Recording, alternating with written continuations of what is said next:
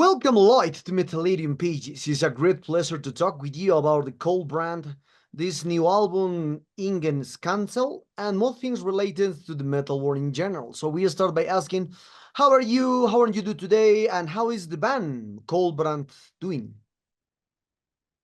Thank you for the interview. I'm good, thank you.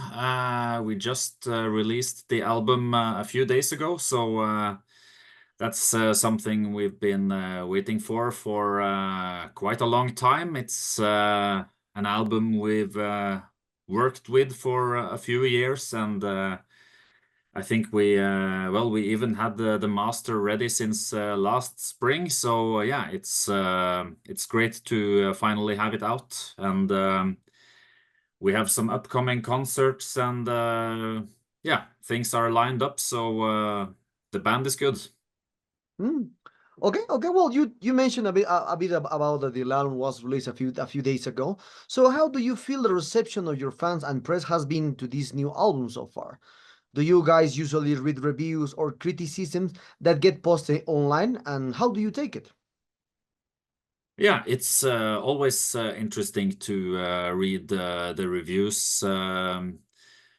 For something you've worked with so long. So we get emails from the label with new reviews, and we read most of them. So yeah, the reception has been fairly good. I see a lot of 8 out of 10 or 5 out of 6. So that's really good, I think. Yeah. Okay. Well, talking about now one thing that you mentioned it, yeah, that is well known that this Ingen Skalsen came from like 11 years of difference from Vertigo. So why the band delayed 11 years to release this new album? Yeah, that's a good question, and there's quite a few answers to that question. Um, we've always been a band who have never been in a hurry to just record and release something just for the sake of it. So we always take our time to make sure everything is as good as possible. The sound, the songs, the sound, the recording, everything. But that's of course not the only answer. We were quite active during the years after Vertigo, playing concerts, and we'd started writing new material, rehearsing it, but we went through some changes in the band. We had to find a new drummer again, and at the same time, Kvass, who has been the main songwriter in Koldbrann since the beginning, was not making new songs as often as he used to do. So he sort of gave me a kick in the butt to start making more songs myself, and that's one of the changes that took some time to get the material ready, and I think most of the songs are made around 2018, 2019, 2020, and then we started the recordings actually in 2021 with the drums. So yeah, that's yeah, that's probably the main reason. Oh, okay. Interesting to know. So, other thing for me is very interesting about this Ingalls Cancel is that this album has complete lyrics or names in Norwegian language, so in your mother tongue. Because if I compare with the Vertigo or Moribund and your first album Necrotisk Invixition, you always mix English with Norwegian language. But now you completely decide to lean down to Norwegian language, an old concept in this album. So why did you decide to change completely the concept to Norwegian language? Yeah, I think we have mostly had Norwegian lyrics, but you're right that Vertigo was, I don't know, maybe 4 songs in English or something. I think Kvass, who also writes all the lyrics, took it as a challenge to try to make some English lyrics as well, but it definitely works best in Norwegian, and we wanted to go back to all Norwegian lyrics this time. But we have translations of all the lyrics in the booklets for both the CD and the vinyl, and we will probably post the translations one by one online as well. So anyone who's interested in reading Kvass's own translations of the lyrics can do so. I think only, what is it? 0.07% or something of the world speaks Norwegian. So yeah, we at least we will have translations of the lyrics. Okay, into this matter, I remember that I spoke with a lot of bands from the region or for Iceland, remember, and some of them, as you explain the lyrics or sing the lyrics in Norwegian and Icelandic and more modern and more language. So how do you feel the connection with the fan when you try to sing the song in a festival, but the song is in Norwegian? It's very deep. It's not very well common that every know people knows Norwegian. So a lot of people know English. That's correct. But when you try to sing in Norwegian, it's very different. So how do you feel this reception to sing in Norwegian compared to when you sing in English? Yeah, that's a good question, but I actually I always feel there is a special kind of nerve in the vocals when they are performed in the mother tongue, whether it's Norwegian or Icelandic, as you say, or Czech language or Finnish or whatever. I listen to a lot of non-Norwegian bands who sing in their own language, and I don't understand what they say, but I catch the feeling and the atmosphere. So I think it's the same. It's yeah, it's about the atmosphere of the songs more than the words, especially in a live setting. So yeah, it works well for us at least. Okay, okay. Into this concept about this new album, obviously, and in all the names, how do you choose the name of your album? Is it random, or do you try to convey something that encompasses the content of the entire album? So also, how do you typically decide the order of the songs in an album? Because right now, I feel like that is important aspect of the listening experience. Yeah, to take the album title first, it was already the title for a song, and it was my suggestion to Kvass, our lyricist and guitarist, that we also used it for an album title because I really liked the attitude in the title. It means no mercy. And that's kind of an attitude and a feeling that has been with us since we started out. It's a feeling you can recognize in our music. We don't make any compromises. We do what we want. We never follow anything else. And of course, it's you can draw the line to, you know, Slayer's "Show No Mercy" or Metallica's "Kill 'Em All." It's got that great attitude that yeah, we really liked in the title. So so it was easy to choose it for an album title. Hmm. As for choosing the what's it called, the chronology or the yeah of the songs on the album, it's a bit of a puzzle. Usually you have a feeling of what songs maybe would be good to start with or end with or have in the middle, but we waited to make the final track list until the album was ready to be mastered, and we knew exactly how we wanted to lay it out. So yeah, it's important to set the right atmosphere from the beginning, and it's important to have some dynamics. We want to have a variation during the album. We don't want to be boring, you know. So yeah, that's there goes a lot of thought into the track lists. Okay. Now talking about from the cover art, this cover art is very curious because it's not like the common black metal band used like a sculptor in there or a middle of sculptor. So, because usually the cover from black metal is something related with anti-religion, satanic, I don't know, crosses, inverted crosses, a lot of things. There is a common thing into the black metal or demons or black and white, but your cover art reflects a different point of the meaning of the album for me for No Mercy.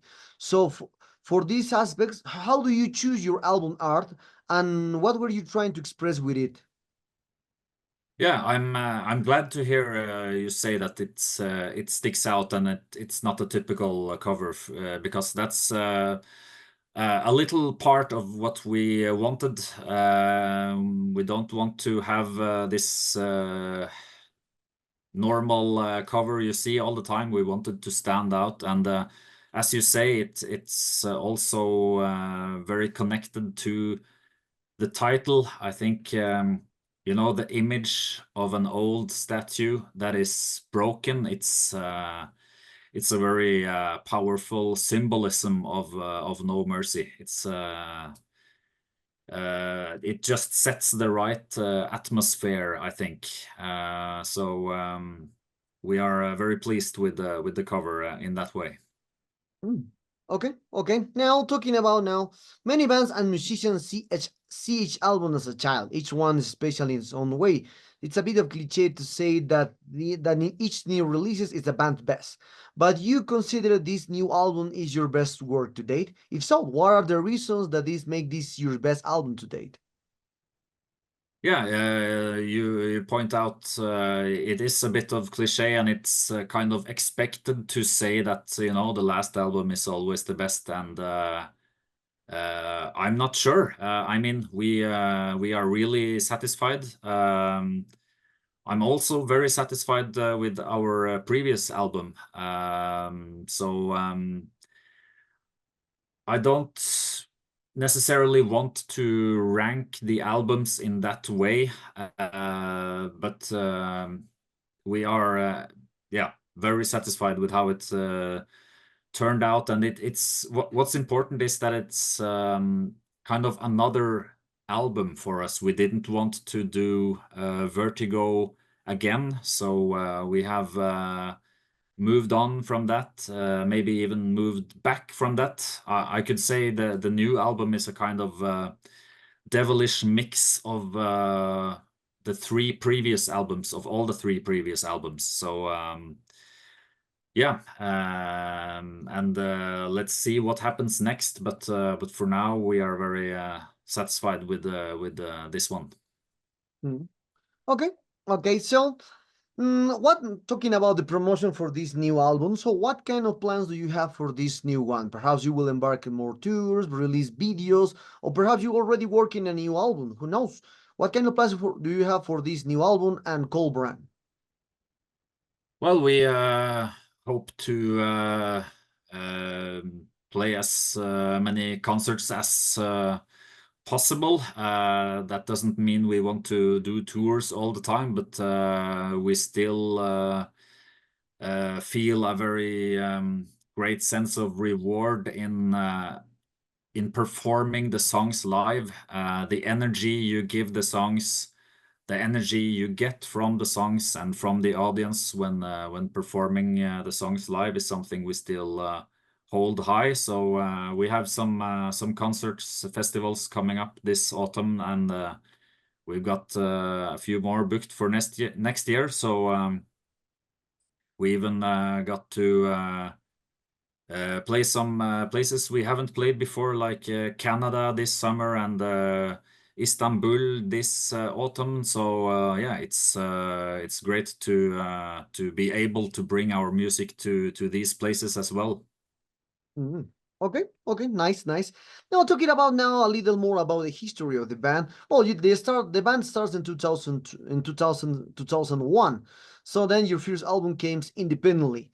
Then your second album came about around with Twilight, then Season of Mist, and now Dark Essence Records. So for you, how was the experience to work with, well, more than three labels in more than 20 years? Yeah, also a good question. I think, as you said, we first released our debut album ourselves independently, and we were, of course, satisfied when the German label Twilight offered to release the albums, and we had a good cooperation with them for many years.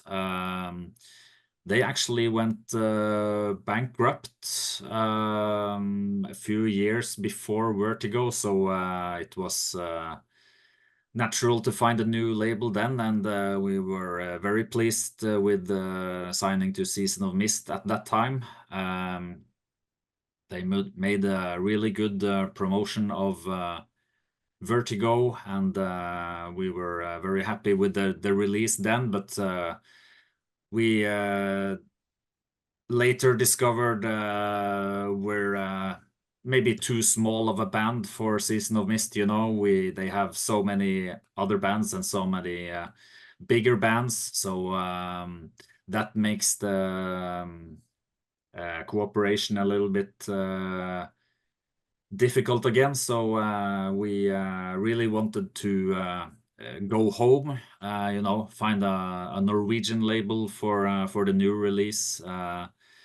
It makes everything easier with the communication and everything, and they have Dark Essence have a really good reputation in Norway. They have a few great bands like Tåke, for instance, so we know they do a great job.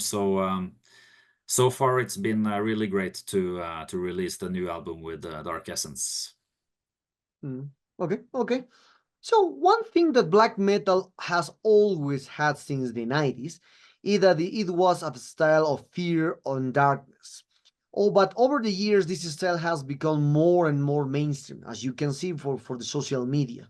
Especially now, there are like 1,000 bands that use masks, hoods, or cover their face with their hands. So, what's your point of view about these new trends in the black metal? Is it good that the black metal is one of the one of the mainstream styles of metal? Well,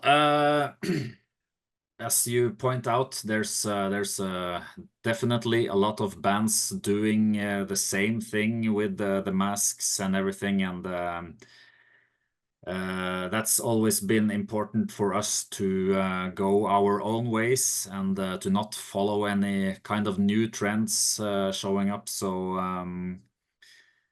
I mean, bands can do whatever they want. For my part, we certainly don't approve or like everything, but they can do what they want still. We care for what we do ourselves and the bands that are close to us. So we don't really think so much about what other bands do like that. Yeah, we go our own way. So Mm. Okay, okay. Talking a little more about the black metal in general. I was talking with a lot of many musicians in this style in many countries that we relate that black metal today has become one of the mainstream in terms of details, corpse paint, satanism, demons. I don't know. A lot of things happen, movies, etc. So many of these musicians that I spoke from the other bands blame the Norwegian black metal for making this style very mainstream and losing the initial essence in some ways. So do you think that thanks to the Norwegian black metal, this style lost the aspect of fear, curiosity, and terror that it caused in the middle of the 90s? because now there are through commercials or YouTube channels that joking about the black metal, satanism, this kind of stuff. So how do you, or something like that? How do you do a chord pain or make jokes about the style? Yeah, I don't know if it's anyone's fault. I think it's and it has probably been like that all the time. I mean, I remember when we started 2001, there was also commercials or joking about black metal, and it probably was the same in the 90s. You know, it's just it's nothing new. And we are not against change or experimenting. I would rather have a band, you know, like Dødheimsgard, who are one of my favorite bands. They always push the boundaries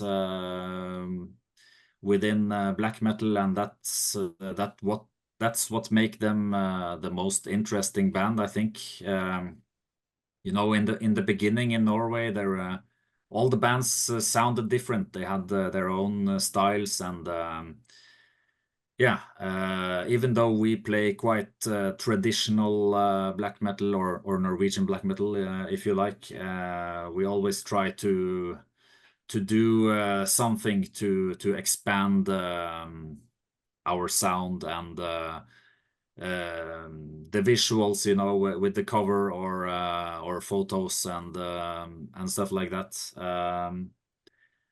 And yeah, like I said in the last question, we are not so much concerned about what other people's views are or what other bands do. We stick to ourselves and listen to what we like to listen to, and the rest I try to not waste too much time on that. Okay. Okay, well, we are very close to in this interview, Lloyd, and for these things. So if you would describe Koldbrann's discography, and we talk about and we talk about each album released by you, what will be the four words that fit the whole concept in your four albums? I mean, or for example, Ingel is a monster or darkness.